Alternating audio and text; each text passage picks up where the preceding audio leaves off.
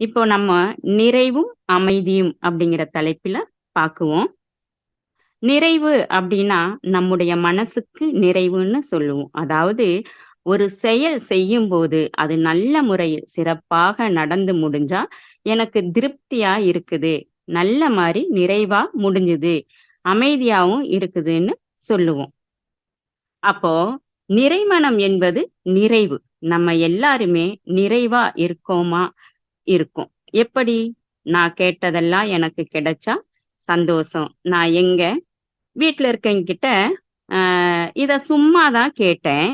கேட்டு பார்த்தேன். வாங்கி கொடுத்துட்டாங்க. அப்படின்னு நம்ம இன்னொருத்தர்கிட்ட சொல்லுவோம். எனக்கு சந்தோஷமா, மகிழ்ச்சியா இருக்குதுன்னு சொல்றோம். அந்த மகிழ்ச்சி, சந்தோஷம் தான் நிறைவு. இது யாருக்கு நிறைவுன்னு சொன்னா, வாங்கிய எனக்கு மட்டும் தான் நிறைவு. வாங்கி கொடுத்தவங்களுக்கு இல்லை. ஏன் அப்படின்னா, வாங்கி கொடுத்தவங்க வந்து அவங்க நினைக்கிறாங்க வீட்ல வாங்கி குடுத்தவங்க, இத வாங்கி குடுக்கலைன்னா வீணா பல பிரச்சனை இத தொடர்ந்து வரும். அதனால நம்ம வந்து வாங்கி குடுக்கலாம் அப்படின்னு வாங்கி குடுக்குறாங்க. நிறைவு அப்படின்னா, வாங்குனவங்களுக்கும், வாங்கி கொடுத்தவருக்கும் இருக்கணும். அதுதான் நிறைவா இருக்கும். நிறைவு இருந்தால் அங்க வந்து அமைதியும் இருக்கு. இப்ப ஒருத்தருக்கு நிறைவா இருக்கு, ஒருத்தருக்கு நிறைவு இல்ல. நான் எப்படி கேட்டேன்? நான் கேட்டது என்ன? அதாவது சும்மா கேட்டு பார்க்கிறேன்னு கேட்டேன். அப்போ கேட்கிறது, சொல்றது அப்படிங்கிறது சொல். அந்த சொல் வந்து எண்ணத்தால தான் வருது. இல்லைங்களா? சும்மா கேட்டு பார்க்கன்னா, அப்ப எண்ணம் எனக்குள்ள தோணி இருக்குது. அதனால தான் நான் சும்மா கேட்டு பார்த்தேன். எனக்கு வந்து அது கிடைச்சிருச்சு. அப்போ அது எனக்கு தேவையில்ல. ஒரு ஆசையில கேட்டிருக்கேன். அப்படின்னா மகரிஷி ஐயா சொல்லியிருக்காங்க, தேவையே இல்லாம ஆசைப்பட்டா அதுதான் பேராசை அப்படின்னு சொல்லியிருக்காங்க. இப்ப எல்லோரோட மனசுலயும் தோணும், நான் வந்து தேவையானத மட்டும் தான் வாங்குவேன். தேவையில்லாம வாங்க மாட்டேன். ஏன்னா, நான் மனவளக்கலையில இருக்கேன் அப்படின்னு. யாராவது வீடு வந்து நம்ம காலி பண்ணும்போது தான் தெரியும், தேவையில்லாத எத்தன பொருள வந்து நம்ம வச்சிருக்கோம் அப்படின்னு. இத ஒரு தடவ தான் யூஸ் பண்ணுனேன். அப்படியே அது கிடக்குது அப்படிம்போம். இன்னொன்னு, அங்க போனேன், அவங்க வாங்குனாங்க, வாங்கிட்டு வந்தேன் அப்படிம்போம். எல்லாரும் வாங்குனாங்க, நான் ஏன் சும்மா இருக்கணும்? நானும் ஒண்ண வாங்குனேன் அப்படிம்போம். அப்போ நான் வாங்கக்கூடாதா? அப்படின்னு நமக்குள்ளேயே ஒரு கேள்வி வரும். இது தேவையே இல்லையே! தேவையானத நம்ம வாங்கியிருக்கலாமே அப்படின்னும் நமக்கு தோணும். அப்போ அந்த சூழல்ல நமக்கு தோணுது, வாங்கிர்றோம். அப்ப அந்த இடத்துல என்ன இல்ல நமக்கு? தற்சோதனைங்கிறது இல்ல. சரி வாங்கிட்டேன். இப்ப என்ன பண்ணலாம்? பணம் தான் வீணா செலவாச்சு. செலவான இப்ப என்ன? நான் இவ்வளவு சம்பாரிக்கிறேன். இது வாங்குனதுனால என்ன? பரவால்ல இருக்கட்டும் அப்படின்னு அந்த பொருள் வந்து ஒரு மூலையில கிடக்கும். வீட்டுக்குள்ள இருவருக்கும் என்னாகும்? வாக்குவாதம் நடக்கும். இப்போ இங்க நிறைவு இருக்கா? இல்ல நிம்மதியா இருக்கா? இல்ல. 2மே இல்ல. இப்படித்தான் ஒவ்வொரு குடும்பத்திலயும் பிரச்சனைகள் வந்து ஓடிக்கிட்டே இருக்கு. எலியும் பூனை மாதிரி கேட்டா சொல்லுவோம், வீட்டுக்கு வீடு வாசப்படி அப்படின்னு. இப்படி வீட்டுல வந்து நிம்மதியும், நிறைவும் இல்லைன்னா, இந்த சமுதாயத்துல அமைதி எப்போது கிடைக்கும் அப்படின்னு நமக்குள்ளேயே நாம தெரிஞ்சுக்கணும். மகரிஷி ஐயா அவங்க சொல்லுவது, ஒருவர் பெற்ற ஞானம் எதுன்னா, குடும்ப அமைதின்னு சொல்றாரு. குடும்பம் வந்து அமைதியா இருக்கணும்னா, கேட்டதை எல்லாம் வாங்கி குவிச்சுட்டு இருந்தா அமைதி வந்து அங்க இருக்காது. அங்க பிணக்கு, சண்டை தான் வரும். இங்க நிம்மதி குலையும். எனவே ஆசை, ஆசை என வாங்குவத வந்து நம்ம குறைக்கும்போது, அதாவது ஒரு ஆசை அப்படின்னா, அது தேவையானத பொறுத்து இருக்குது. அது வாங்கக்கூடியது அப்படின்னு எடுத்துக்கலாம். ஆசை, ஆசைன்னா இப்ப 2 ஆசை அங்க வந்துருச்சுன்னா, அது வந்து பேராசை. இந்த பேராசைய வந்து நிறைமனம் ஆக்கணும். ஆக்கும்போது தான் அமைதியும், நிறைவும் கிடைக்கும்.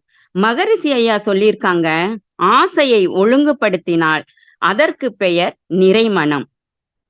பொருட்களின் எண்ணிக்கையும், ஆசைகளின் எண்ணிக்கையும் குறைத்து, தன்னிடம் இருப்பவையே வாழ்க்கைக்கு போதும் என்ற அளவில் மனம் மகிழ்ச்சி அடையும்போது, அது நிறைமனம் ஆகிறது. பேராசை நிறைமனமாக மாற்றம் பெறுகிறது. வாழ்வில் நிறைவும் அமைதியும் உண்டாகும் அப்படின்னு இருக்காங்க. இத வந்து புத்தகத்துல ஒரு தடவை படிச்சிருக்கோம். நிறைய பேரு சொல்லி கேட்டிருக்கோம். இனிமேல் நான் ஆசைப்பட மாட்டேன் அப்படின்னு சொல்லியிருப்போம். செஞ்சிருக்கோம் அப்படின்னு கேட்டா, யாரெல்லாம் தற்சோதனை செஞ்சிருக்காங்களோ, அவங்களால இது வந்து சாத்தியம். தற்சோதனை செய்வதற்கே முதலில் மனதை சரி செய்யணும். இந்த மனம் செய்யும் வேலைகள் தான் அனைத்தும். நம்முடைய மனம் கீழ்நோக்கிய நிலையில தான் அதிகமா போகும். மேல் நோக்கிய போனா அது வந்து அறிவு சொல்வதை கேட்கும். நாம வேண்டாத செய்யும்போது என்ன சொல்லுவோம்? ஏன் உன் புத்தி இப்படி கீழ்த்தரமா போகுது அப்படின்னு கேட்போம் இல்லைங்களா? இது வந்து கீழ் நோக்கி போற மனம். நமது மகாத்மா காந்தியடிகள் சொல்லியிருக்கிறது கூட, இந்த சமுதாயத்தில் வன்முறைகள் இல்லாம இருந்தாலும் சமூக நீதி இல்லாமல் இருக்கும் வரை அங்க அமைதி இருக்காது. நீதி என்பதே அமைதிக்கு அடிப்படையானது. தற்கால பயன்பாட்டில் அமைதி என்பது பகைமை இல்லாத ஒரு நிலையை குறிக்கும். இந்த அமைதி போர் இல்லாத நிலையையும் குறிக்கும் அப்படின்னு சொல்லியிருக்காங்க. அப்ப அமைதி வேணும்னு சொன்னா நாம உணர்ச்சி நிலையிலிருந்து உணர்வு நிலைக்கு வரணும். உணர்ச்சி நிலையின் காரணமாகத்தான் அமைதியும் நிறைவும் இல்லாம இருக்கும். எனவே நாம தவம் செய்யும் போது மனம் அமைதி நிலைக்கு வருது. அதாவது உணர்வு நிலை. இந்த நிலையில்தான் நம்முடைய நற்குணங்களை வளர்த்து கொள்ள முடியும். பேராசையை நிறைமனமாக்க முடியும். மகரிஷியா சொல்லியிருக்காரு, ஆசையை வளமாக்கி சீரமைக்கணும் அப்படின்னு. அப்போ நம்முடைய வாழ்க்கை முறையில முன்னேற்றம் வந்து கண்டிப்பா இருக்கணும். தேவைகளை வந்து பூர்த்தி செய்யற அளவுல இருக்கணும். இப்ப ஒரு சைக்கிள் வாங்குனாங்க அப்படின்னா, இல்ல நான் எவ்வளவு சம்பாரிச்சாலும் நான் சைக்கிள்லயே தான் போவேன். பைக்குக்கு ஆசைப்பட்டேன்னா அது ஆசை கிடையாது. அவரு கால் மிதிச்சு மிதிச்சு அந்த அதுக்கு பதிலாக பைக்கில பட்டன் அமுத்துனா போலாம். அந்த மாதிரி கொஞ்சம் முன்னேற்றங்கிறது நம்ம வாழ்க்கையில எப்பவுமே இருக்கணும். அதுதான் வளம் அப்படிங்கிறத மகரிஷியா தெளிவா சொல்லியிருக்காங்க. இப்ப ஆசைகளை சீர் செய்யாவிட்டால், அதாவது ஒழுங்குபடுத்தாவிட்டால் என்ன ஆகும் என்பதை வந்து ஒரு குட்டி கதையில பார்க்கலாம். ஒரு வாலிபன் வந்து தன்னோட வாழ்க்கையில எல்லாத்தையுமே இழந்து, இனி நமக்கு இந்த வாழ்க்கையே வேண்டான்னு நினைச்சு தற்கொலை செய்ய ஒரு மலைக்கு போறாரு. மலையில இருந்து குதிச்சு சாகணும் அப்படின்னு சொல்லி. மலை உச்சியில நின்னுட்டு கடவுள்கிட்ட இறுதியா சொல்றாரு, இறைவா, இந்த உலகம் சுயநலமானது, நல்லவங்களுக்கு இடமே இல்ல அப்படின்னு. அதனால நான் உங்ககிட்ட வந்துட்டேன் அப்படின்னு சொல்லிட்டு குதிக்க போறாரு. அப்போ அங்க ஒரு மரத்துக்கட்ட உட்கார்ந்திருந்த முனிவரு இவன் பண்றத எல்லாம் பார்த்துட்டு இவன் கிட்ட கேக்குறாரு, உனக்கு என்ன பிரச்சனை? எவ்வளவு பெரிய பிரச்சனை இருந்தாலும் அதுக்கு தற்கொலையா தீர்வு? என்கிட்ட சொல்லு அப்படின்னு இந்த முனிவர் கேக்குறாரு. அந்த வாலிபன் சொல்றான், என்னைய சுத்தி இருக்கவங்க எல்லாருமே சுயநலக்காரவங்க எல்லாம் இருக்காங்க. என்கிட்ட அவங்க தேவை முடிஞ்ச உடனே என்னை வந்து தூக்கி எறிஞ்சிட்டாங்க. என்னோட முதலாளி கூட என்னோட உழைப்ப வந்து சுரண்டிட்டு என்னை ஏமாத்திட்டாரு. இதையெல்லாம் தாண்டி என்னோட உயிராக நினைச்ச மனைவியும் என்கிட்ட இருந்த செல்வம் எல்லாம் தீர்ந்த உடனே இந்த ஒரு செல்வம் இல்லைங்கிற ஒரே காரணத்தினால யாருகிட்ட செல்வம் இருக்கோ அவன் கூட என் மனைவி ஓடி போயிட்டா அப்படின்னு. இதுக்கு மேல நான் வாழ்றதுல அர்த்தம் இல்ல. அதனாலதான் நான் சாக போறேன் அப்படின்ட்டு சொல்றாரு. இத கேட்ட முனிவரு, நீ வந்து சுயநலக்காரன் ஆனா இல்லையா, ஆசைப்படலையா அப்படிங்கிறத நான் பாக்குறேன் அப்படின்ட்டு, எல்லாத்தையுமே நீ குறை சொல்றியே, நீ எப்படி நல்லவனா இருக்க முடியும்? இத கேட்ட அந்த வாலிப முனிவரே, நான் எதை செஞ்சாலும் நான் சுயநலக்காரன் இல்லை என்பதையும் ஆசைப்படலைங்கிறதையும் நான் எப்படி வந்து உங்ககிட்ட நான் நிரூபிக்கிறது அப்படின்னு முனிவர் சொல்றாரு, நீ என் கூட வா, என்னோட ஆசிரமத்துல தங்கி நீ நல்லவங்கிறத நிரூபி அப்படின்னு சொல்றாரு. ஆசிரமத்துக்கு கூட்டிட்டு போறாங்க. அங்க இருந்த மாணவர்கள்கிட்ட இந்த வாலிபன் யாரு அப்படிங்கிறத முனிவர் வந்து சொல்றாரு. மறுநாள் பக்கத்து ஊருக்கு போய் அந்த வாலிபங்கிட்ட முனிவர் சொல்றாரு, பிச்சை எடுக்க சொல்றாரு. நான் பிச்சை எடுக்கணுமா அப்படின்னு அவனோட உள் மனசுல ஒரு எண்ணம் வருது. ஆனாலும் முனிவரோட இந்த செயலுக்கு பின்னாடி ஏதாவது ஒரு காரணம் இருக்கு அப்படின்னு சொல்லிட்டு பிச்சையும் எடுத்துட்டு வந்துட்டான். முனிவர் சொல்றாரு, நீ தலைகணத்துடன் இந்த வேலையை செய்ய மாட்டேன்னு நினைச்சேன், செஞ்சுட்டேன். வெற்றிகரமா இந்த வேலைய செஞ்சு என்னோட எண்ணத்தையே வந்து மாத்திட்ட அப்படின்னு பாராட்டுறாரு. இப்படியே ஒவ்வொரு நாளும் போகுது. ஒரு நாள் ஆன்மீக பயணமாக பக்கத்து கிராமத்துக்கு இன்னும் சில சீடர்களை கூப்பிட்டு போறாரு. இந்த வாலிபனையும் சேர்த்து காட்டு வழியில நடந்து போறாங்க. அப்போ எதிர்பாராத விதமா சிங்கம் ஒண்ணு அவங்கள தாக்க பாய்ந்து வருது. அத பார்த்த சில சீடர்கள் வந்து ஆளுக்கு ஒரு பக்கமா ஓடி ஒளிஞ்சர்றாங்க. ஆனா முனிவர்னால வேகமா ஓட முடியல. அங்கேயே ஆ பயந்த நிலையில் நிக்கிறாரு. சிங்கம் கொஞ்சம் கொஞ்சமா முனிவர வந்து நெருங்கி வர வர, முனிவரோட உடல் பயத்தால நடுங்குது. இதை வந்து மறந்திருந்த சீடரும், அந்த வாலிபனும் பார்க்குறாங்க. உடனே அந்த வாலிபன் என்ன பண்றான், ஒரு பெரிய கட்டை எடுத்துட்டு வந்து வேகமா தன்னுடைய முழு பலத்தையும் பயன்படுத்தி அந்த சிங்கத்த வந்து அடிக்கிறான். அந்த சிங்கம் மயங்கி விழுந்துருது. உடனே ஆசிரமத்துக்கு திரும்பி வந்த முனிவர் அங்கிருந்த சீடர்கள் எல்லாரையும் என் முன் வரும்படி சொல்றாரு. அவர் முன்னாடி வந்து நிக்க சொல்லி. பிறகு அவங்க கிட்ட கேட்டாரு, எனக்கு பிறகு இந்த ஆசிரமத்தை யார் கவனிப்பீங்க என்ற கவலை வந்து எனக்கு ரொம்ப நாளா இருந்துச்சு. இன்னைக்கு வந்து இந்த கவலைக்கு பதில் எனக்கு கிடைச்சிருச்சு. இதோ இந்த வாலிபன் தான் எனக்கு பிறகு இந்த ஆசிரமத்தின் மொத்த பொறுப்புகளையும் ஏத்துக்குவான். எனவே அவனுடைய கட்டளைக்கு அடிபணிந்து நீங்க எல்லோரும் நடந்துக்கணும் அப்படின்னு சொல்றாரு முனிவர்.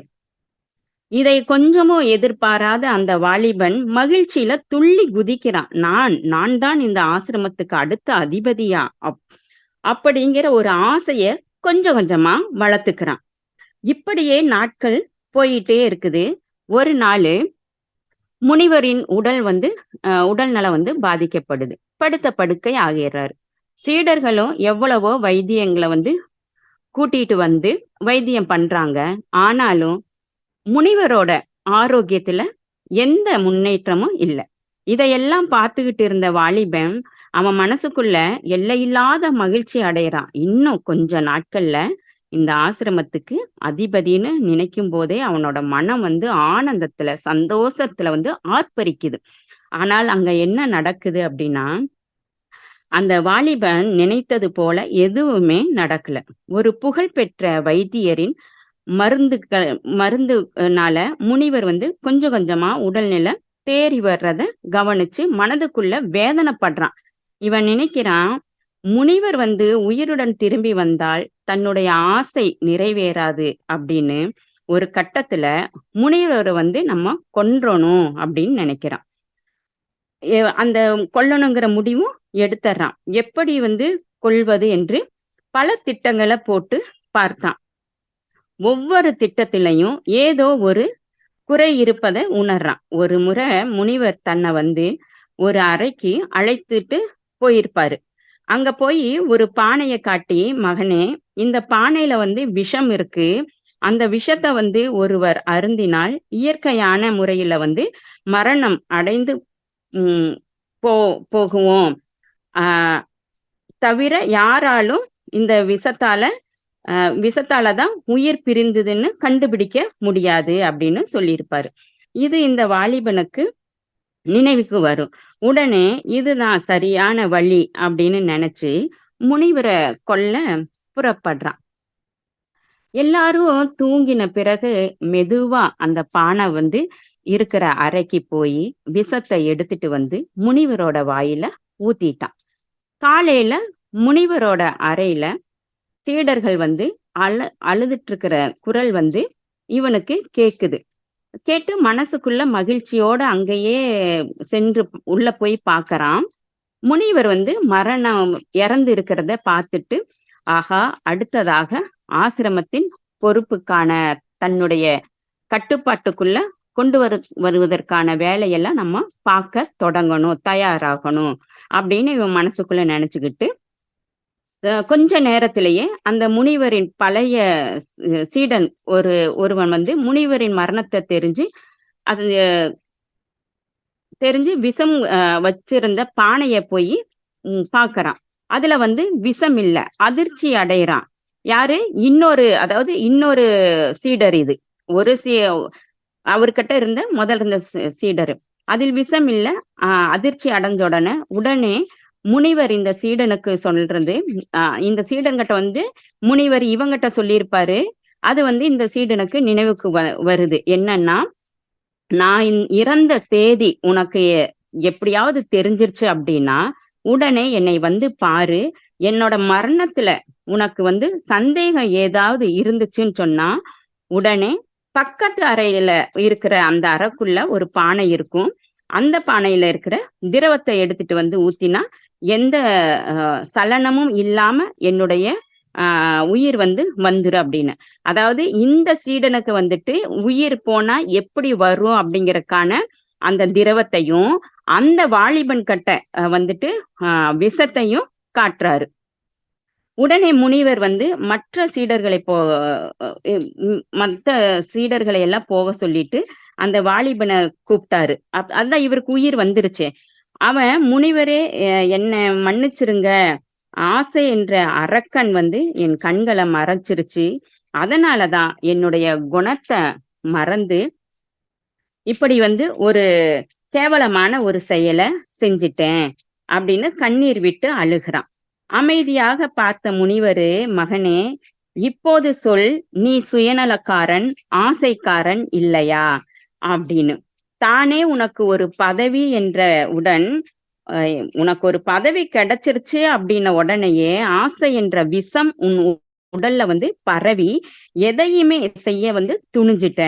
இது போல சந்தர்ப்பம் கிடைக்காத வரையிலும் நீயே உன்னைய என்னவா நினைச்சுக்கிட்ட, நான் ரொம்ப நல்லவன், நான் பொதுநலமா இருக்கிறேன், எங்கிட்ட இருக்கிறத எல்லாருமே பறிச்சுட்டு போறாங்க, என்னைய ஏமாத்திட்டாங்க அப்படின்னு நீ உனக்கு நீயே வாழ்க வளமுடன். எனவே உன்னைய பரிசோதிக்கவே நான் உன் குணத்தை பரிசோதிக்கணும் அப்படின்னு சொல்லி உன் ஆசையில தூண்டி விட்டேன். ஆசை என்ற வலையில நீ சிக்கிக்கிட்ட.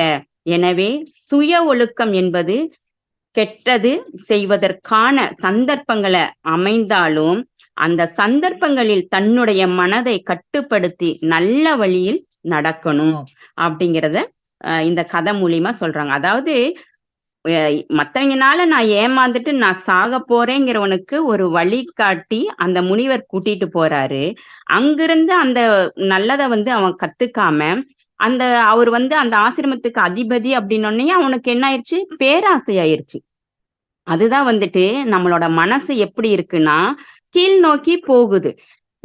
அதாவது ஆசைங்கிற இதெல்லாம் நம்ம அனுபவிக்கணும், வேண்டாத செயல்களை செய்யறதுக்கு மனம் ரொம்ப வேகமா நம்மளை தூண்டிவிடும். எனவே நம்ம மனதை கட்டுப்படுத்தி ஒழுங்கான வழியில நம்ம கொண்டு போனோம்னு சொன்னா எப்பொழுதுமே சரியான நம்மளுக்கு மன நிறைவும் அமைதியும் கிடைக்கும். எனவே எவன் ஒருவன் மண்ணாசை, பெண்ணாசை, பொன்னாசை இந்த மூன்றிலும் தன் மனதை கண்டபடி அலைய விடாமல் வாழ்கிறானோ அவன்தான் நிறைவையும் அமைதியும் பெறுவான். இந்த கதை கதைக்காக இல்ல, இந்த உலகத்துல வாழும் மக்கள் அனைவருக்குமே தான், அதாவது நம்மை நாம திருத்திக் கொண்டு வாழ்றதுக்கு. இந்த கதையில முனிவரோட உயிர் ஒரு இடத்துல போச்சு, ஒரு இடத்துல உயிர் வந்துருச்சு. ஆனா நம்மளோட உயிரெல்லாம் போனா போனதுதான், திரும்ப வராது. எனவே பேராசைப்பட்டு ஒருவரை கொன்றுவிட்டு அவர்களின் சொத்து சுகத்தை அனுபவிக்க நினைத்தால் தண்டனை தான் கிடைக்கும். இறைநிலையிலிருந்து யாருமே தப்ப முடியாது. ஏதோ ஒரு பிறவியில் இதற்கான விளைவு கிடைத்தே தீரும். வாழும் காலத்தில் நிம்மதி இழந்து நிறைவும் அமைதியும் இல்லாமல் தான் வாழ்வோம் என்பதை மனதில் கொள்ளணும். நம்மை நாம் சீர் செய்து கொண்டால் நம்முடைய உடலுக்கும் மனதுக்கும் அமைதியும் நிறைவும் கிடைக்கும். மனதுக்கு உற்ற நண்பன் உடல்தான், உடலுக்கு உற்ற நண்பன் மனம்தான். இதுவே ஒரு மனிதனுக்கு நிறைவையும் மன அமைதியையும் தரும் என்பதை சொல்லிக்கொண்டு இவ்வளவு நேரம் செவிமடித்த உங்கள் அனைவருக்கும் நன்றி கூறி விடை பெற்றுக் கொள்கின்றேன். நன்றி. வாழ்க வளமுடன்.